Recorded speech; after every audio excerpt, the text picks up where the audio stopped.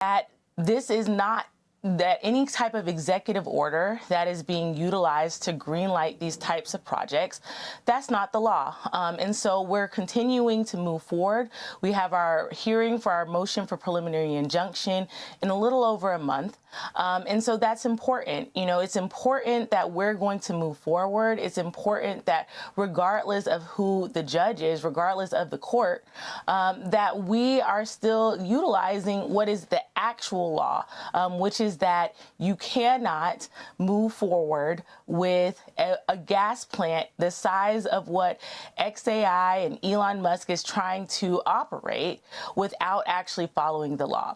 Now, we recognize that many of the individuals who are listed on the U.S. Department of Justice's intervention are political appointees.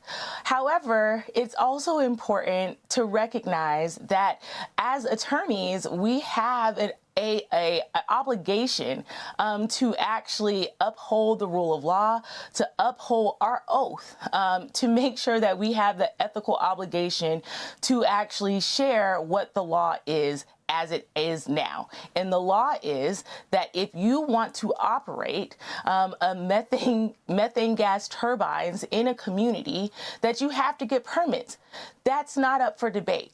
The law also stands that if the government does not jump in to actually do something about that pollution, that the communities, that everyday people have the opportunity to actually bring those cases, to actually move forward and say, we are going to hold the polluters accountable. And that is exactly what we're doing.